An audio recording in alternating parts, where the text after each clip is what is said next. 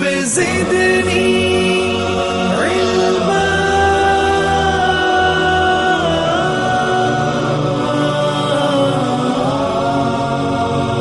الحمد للہ وحدہ والصلاة والسلام علی من لا نبی بعدہ وعلی آلہ واصحابہ الذین اوفوا عہدہ اما بعد فاعوذ باللہ من الشیطان الرجیم بسم اللہ الرحمن الرحیم یا ایہا الذین آمنوا کتب علیکم الصیام کما کتب علی الذین من قبلکم لعلکم تتقون ایام معدودات صدق اللہ مولانا العظیم۔ بزرگان محترم، عزیز و دوستو، رمضان المبارک کی آمد ہے۔ شعبان کا مہینہ ختم ہو رہا ہے۔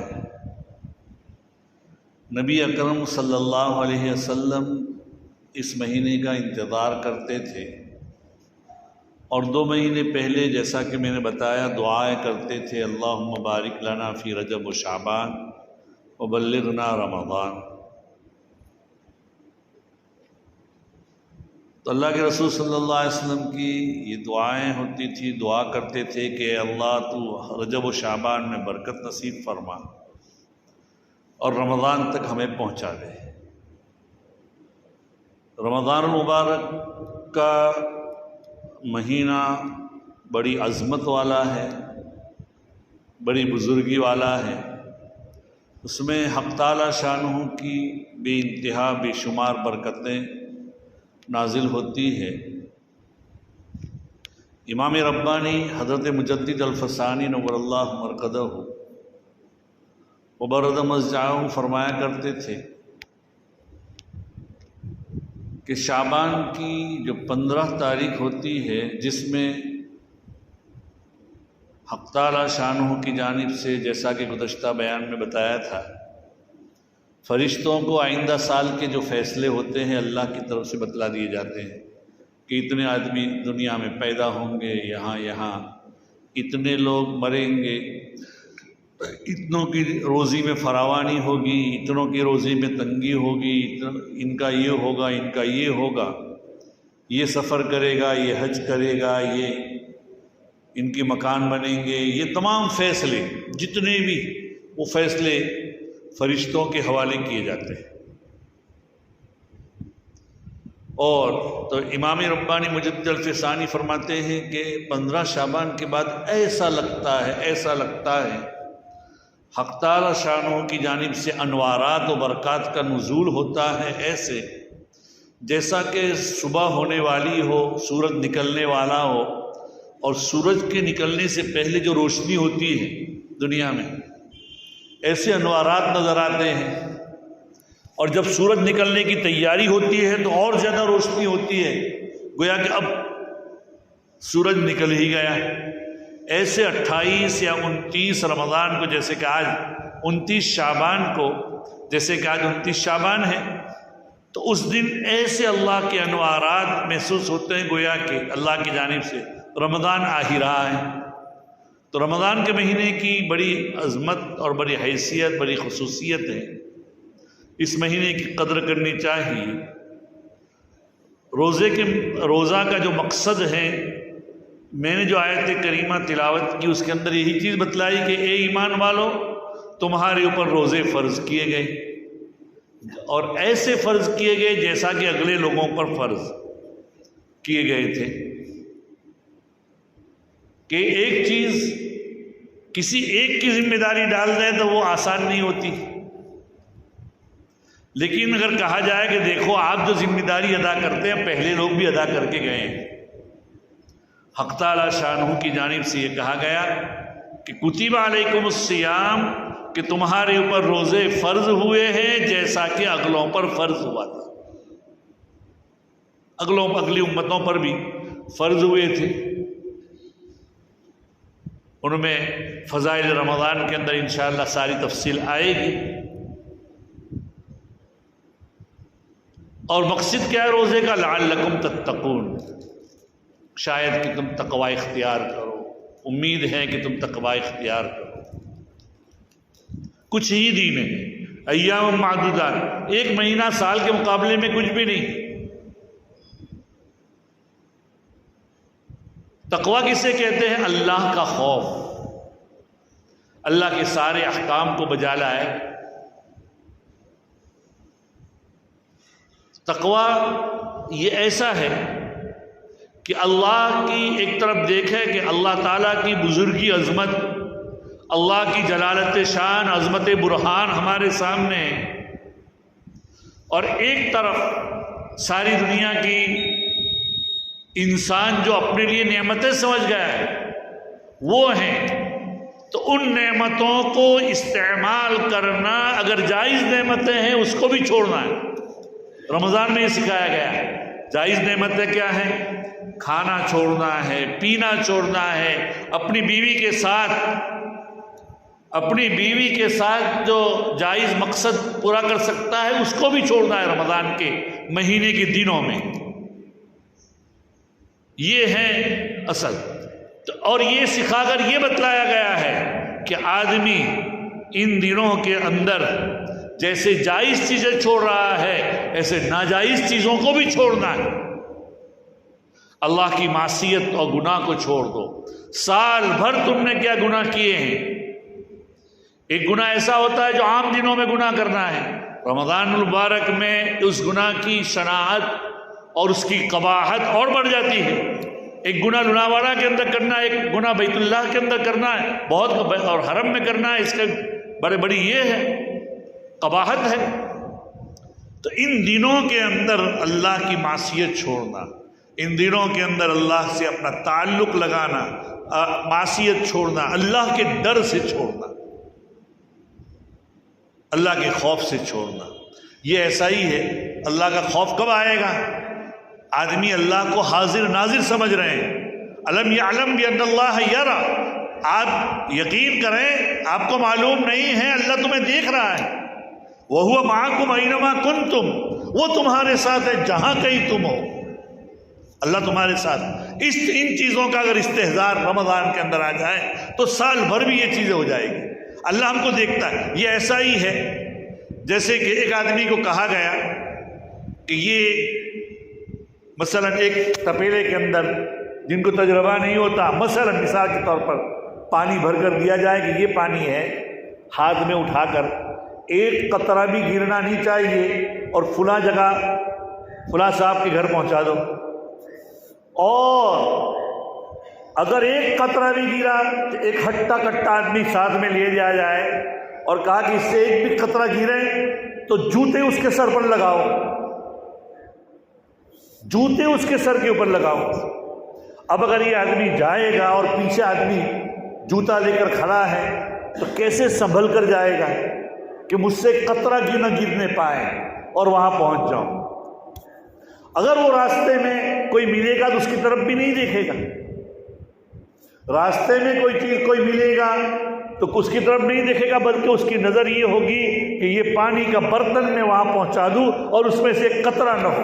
ایسے ہی حق تعالی شانہ کی جانب سے کہا گیا کہ میری نعمتیں دنیا کی سامنے ہیں تمہارے، لیکن تم ان نعمتوں کو چھوڑ دو، جائز ہو یا ناجائز تو ہر حال میں چھوڑنا ہے، رمضان ہو یا غیر رمضان ہو۔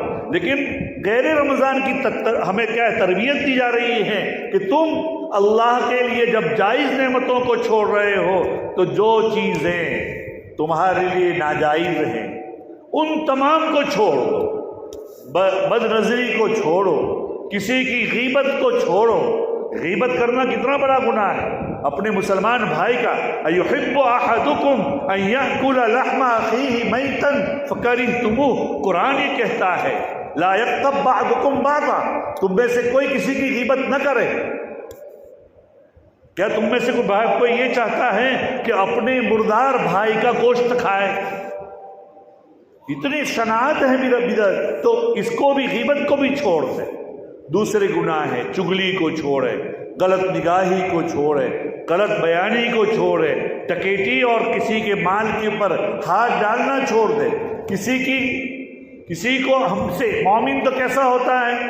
مرنجا مرنج ہوتا ہے، نہ وہ کسی سے رنجیدہ ہوتا ہے نہ کسی کو وہ رنج پہنچاتا ہے. ایسا ہونا چاہیے. رمضان کا مہینہ ہمیں ان چیزوں کی کیا ہے تاکید کرتا ہے. ان دنوں کی بڑی قدر کرنی چاہیے. ان دنوں میں 4 باتوں کا خاص طور پر ریاض کیا جائے. ایک تو یہ کہ ان دنوں کے اندر نوافل زیادہ پڑھا جائے. فرض تو ہم سال بھر پڑھتے ہیں. اب دیکھیے بھائی، ہم فرض سال بھر پڑھتے ہیں، سال بھر اپنا کام کرتے ہیں، اور فرض میں کتنا وقت لگاتے ہیں؟ 24 گھنٹے میں 1 گھنٹہ بھی ہمارے لیے فارغ نہیں ہوتا. نمازیں پڑھی نہ پڑھی، جماعت میں شریک ہوئے نہ ہوئے، اللہ ہمیں توفیق عطا فرمائے. اور لیکن رمضان کے اندر نوافل کی عادت ڈالیں.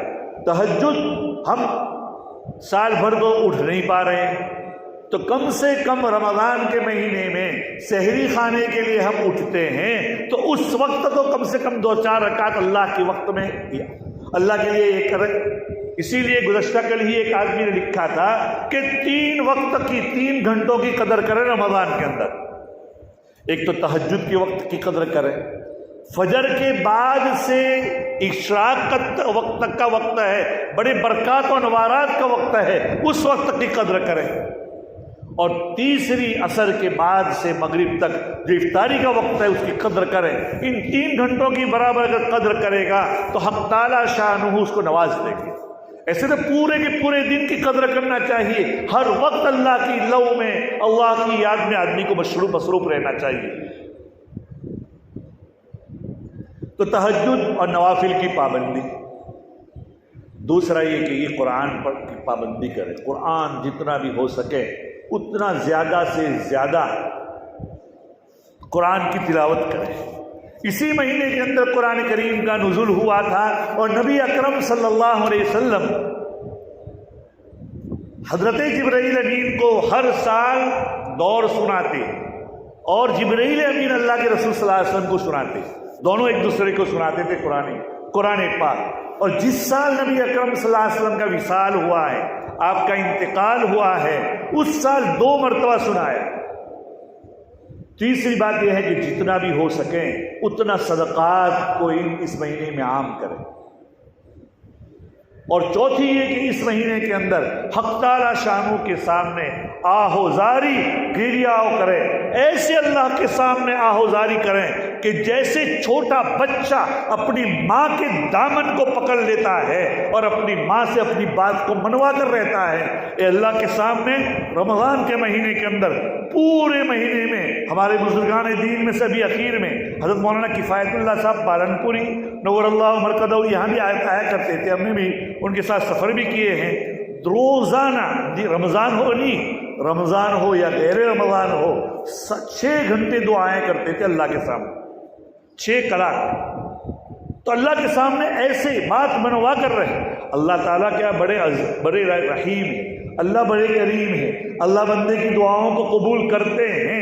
جیسے میں نے گزشتہ مجلس میں غالباً بتلایا تھا کہ اللہ تعالیٰ دعائیں قبول کرتا ہے، اور دعائیں قبول کرنے کے لیے وہی چیز یا تو دے دیتا ہے، یا یہ کہ اس کے بدلے میں کوئی اور چیز دے دیتا ہے، یا اس کی تکلیفوں کو دنیا سے دور کر دیتا ہے، یا یہ کہ حق تعالی شانہ کل قیامت کے دن اس کا عوض اس کو دیں گے اور وہ سب سے بہتر ہوگا.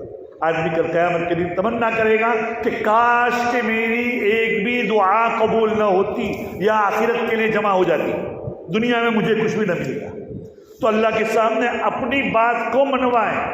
منوانے کا سے بچہ اپنے ماں کے سامنے، اس لیے کہ وہ اپنے ماں کو ہی سب کچھ سمجھتا ہے چھوٹا بچہ. تو حالانکہ وہ ماں بھی کیا ہے، فانی ہے، اس کی دولت بھی فانی، اس کا جسم بھی فانی، ہر چیز اس کے پاس جو ہے وہ فنا ہونے والی ہے. اور ہم تو اس ذات کے ساتھ مانگ رہے ہیں، اس ذات کے پاس مانگ رہے ہیں جو ہمیشہ ہمیش ہے، جس کے خزانے کا کبھی ختم نہ ہونے والے ہیں. اس کی ذات ہمیشہ سے ہے، ہمیشہ رہے گی، اور وہ خود کہتا ہے دنیا دار یا دنیا کی ماں بھی بچہ جب بار بار مانگتا ہے تو وہ بھی کبھی یہ بھی کہہ دیتی ہے ارے تیری تو عادت پڑ گئی میرا پیچھا چھوڑ، لیکن حق تعالی شانہ تو روزانہ اعلان کرتے ہیں رات کے آخری پہر میں ہے کوئی مانگنے والا میں اس کو دوں، ہے کوئی مجھ سے استغفار کرنے والا میں اس کے کا استغفار قبول کروں، اس کی توبہ قبول کروں۔ یہ تمام چیزیں اللہ تعالیٰ ہمیں رغبت دیتے ہیں۔ تو ان رمضان کے مہینے میں حق تعالی شانہ کو اپنی بات منوا کر کیا ہے چھوڑیں۔ ہمارے بزرگان دین کے بڑے واقعات اس سلسلے میں گزرے ہیں کہ جنہوں نے رمضان مبارک کی کیسے قدر کی ہے۔ امام ابو حنیفہ نور اللہ مرقدہ کے بارے میں بھی آتا ہے کہ رمضان کے اندر 63 قرآن کریم ختم کرتے تھے۔ امام شافعی کے بارے میں بھی غالباً آتا ہے روزانہ صبح دن میں ایک رات میں ایک، اور تراویح میں وہ 3 قرآن ختم کرتے تھے۔ دیکھیے تراویح میں 10 دن میں خود قرآن ختم کرنا الگ چیز ہے اور اس کے بعد فارغ ہو جانا۔ دیکھیے قرآن تراویح میں سننا ایک مرتبہ سنت ہے، لیکن پورے مہینے کی تراویح یہ کیا ہے سنت ہے، یہ بھی سنت موقدہ ہے۔ اس لیے اگر 10 دن میں قرآن ختم کر دیا تو تراویح بعد میں معاف نہیں ہوتی ہے، یہ بعض مرتبہ ایسا لوگ سمجھتے ہیں۔ اس لیے ہمارے سلف قرآن پاک کو رمضان کے اندر کتنے پڑھتے تھے؟ 3 قرآن امام ابو حنیفہ کرتے۔ بعض لوگ جیسا کہ حضرت شیخ الہند نور اللہ مرقدہ برد مزدہ کے بارے میں آتا ہے رمضان کے اندر بہت زیادہ قرآن پڑھتے تراویح میں، حتیٰ کہ سحری ختم ہونے کے وقت ان کا جو حافظ ہوتا قرآن ختم کرتا۔ کتنی تعداد وہ لکھی نہیں، لیکن ان کے گھرانے کی مستورات کا واقعہ لکھا ہے، ان کے گھر کی مستورات کا واقعہ لکھا ہے کہ ہر 7 دن میں قرآن پورا ہوتا تھا۔ تراویح میں گھر کا ہی ان کا بیٹا تراویح پڑھا تھا اور 7 دن میں قرآن پورا کرتا۔ ایک مرتبہ بیٹے کو کچھ ہوا تو دوسرے حافظ صاحب کو بھیج دیا، پردے کے پیچھے وہ تراویح پڑھا رہے تھے۔ 4 پارے پڑھے تو گھر کی عورتوں نے کہا ارے تم نے کیسے حافظ کو بھیجا ہے جنہوں نے ہماری تراویح ختم کر دی، ہماری تراویح بگاڑ دی، کیا ہوا؟ تو کہ وہ 7 ختم ہمارے رہ جائے۔ تو عزیزو حضرت شیخ الہند نور اللہ مرقدہ کے بارے میں آتا ہے وہ ہمارے ہندوستان کی آزادی کے بڑے علم بردار تھے، لڑویا تھے وہ، اور مالٹا کی جیل میں بھی رہے ہیں۔ حضرت شیخ الہند کے بارے میں آتا ہے کہ روزانہ سحری کے وقت ان کا کیا ہے وہ سحری گویا کے وقت تراویح پوری ہوتی تھی۔ تو لوگوں نے ان کو سمجھایا کہ حضرت ایک دن آرام کرو، گھر کی عورتوں نے اور گھر والوں نے، آپ کی صحت خراب ہے وغیرہ۔ تو حضرت نے ایک جملہ فرمایا کہ کیا معلوم آئندہ رمضان ہم کو ملے یا نہ ملے۔ پھر گھر والوں نے کہا جیسے کہ کبھی کوئی ممکن نہ ہو کہ ان کی صحت خراب ہے تو تم، پھر وہ جو حافظات پڑھاتے تھے ان کو کہا کہ تم ایسا کرو، تمہارے تو شیخ ہے، تمہارے استاد ہے، تم ایسا کرو ان کے اوپر رحم کھاؤ اور کہہ دو کہ حضرت میری طبیعت کچھ آج ناساز ہے تو کچھ کم پارے پڑھوں گا۔ تو انہوں نے ایسا ہی کیا، حضرت کو تھوڑے پارے پڑھا کر کہا تو میری ناساز طبیعت نہیں پڑھوں گا، تھوڑے پاروں میں پوری کر دی۔ تو حضرت نے کہا آپ گھر مت جاؤ، تم میری چارپائی یہاں جو لگی ہوئی ہے گھر میں وہاں سو جاؤ۔ سو گئے وہاں پر۔ سونے کے بعد جب تھوڑی دیر اندھیرا ہو جاتا ہے، تھوڑی دیر کے بعد دیکھا اس شاگرد نے کہ کوئی پیر دبا رہا ہے، تو دیکھا کہ وہ حضرت شیخ الہند نور اللہ مرقدہ ہوئے۔ کہا کہ حضرت آپ کیا کر رہے ہیں یہ؟ چلو چلو میں پڑھا رہا ہوں۔ ارے کہا تمہاری صحت خراب ہے تو میں نے سوچا کہ تمہاری یہ خدمت کر لوں۔ اتنے تو بڑے لوگ تھے، یہ ہمارے چھوٹے تھے، ہمارے چھوٹوں کی خدمت کرنے والے لوگ تھے۔ تو عزیزو دوستو یہ ان کے معمول تھے۔ حضرت شیخ زکریا نور اللہ مرقدہ برد مزدہ کے بارے میں آتا ہے کہ بھئی میں تو اپنے بزرگوں کے طریقے پر چلتا ہوں۔ ایک مرتبہ انہوں نے اپنا واقعہ ذکر کیا ہے کہ میں ایک مرتبہ بیٹھا ہوا تھا، قرآن پاک کی تلاوت کرتا۔ ظہر کے بعد میرا ایک بچپن کا دوست جو دوسرے محلے میں رہتا تھا وہ آیا، تو وہ آیا، سلام کیا، میں نے سلام کا جواب دیا، وہ بیٹھا رہا۔ عصر کا وقت ہو گیا۔ عصر کے وقت ہو گئے تو حضرت فوراً اٹھ کر مسجد میں گئے اور سنتیں پڑھی، نماز پڑھی، اور نماز کے بعد جیسے ہی اٹھے ہیں وہ دوبارہ پھر قرآن پاک کر رہے ہیں۔ وہ ان کا بچپن کا ساتھی انتظار کر رہا ہے کہ حضرت کچھ بات کریں گے، لیکن حضرت قرآن پڑھ رہے ہیں۔ تو وہ تو تھوڑی دیر کے بعد بولا کہ میں نے دیکھا کہ رمضان کی قدر کرنے والے بہت موجود ہیں، لیکن مجھے تو حضرت ایسا لگ رہا ہے کہ آپ کو رمضان کا بخار چڑھ گیا ہے، جیسے بخار بدن کے اوپر لگ جاتا ہے ایسے تمہارے اوپر رمضان کا بخار لگ گیا۔ وہ اپنے ایک گھڑی کے لیے بات کرنے کے لیے تیار نہیں ہوتے تھے۔ ہمارے حضرت شیخ یونس صاحب نور اللہ مرکز و برد مجاؤ رمضان کے اندر بات بالکل کرنا یا ادھر ادھر کی یہ باتیں کرنا یا سننا مجلس کرنا، یہ تمام چیزیں بس قرآن اور اذکار کے اندر مشغول ہو جاتی تھی۔ تو رمضان کے اندر وقت میں ذکر و اذکار بہت زیادہ کرو، یا ایھا الذین آمنوا اذکروا اللہ ذکرا کثیرا، بہت زیادہ ذکر کرو۔ یہ ان تمام چیزوں کی رمضان کے مہینے کی قدر کرو۔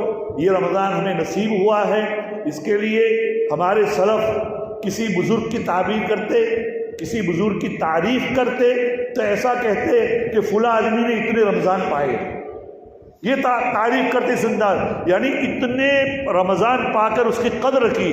یہ رمضان کا مہینہ سیل کا مہینہ ہے، سیل میں معمولی سی قیمت میں بہت زیادہ مل جاتا ہے۔ رمضان المبارک کے اندر بھی نفل پڑھو گے فرض کا ثواب مل جائے گا، ایک فرض ادا کرو گے تو اللہ تعالیٰ 70 یعنی 70 فرض کا اللہ تعالیٰ ثواب دے دے گا۔ ہے کوئی اللہ سے مانگنے والا بھائی؟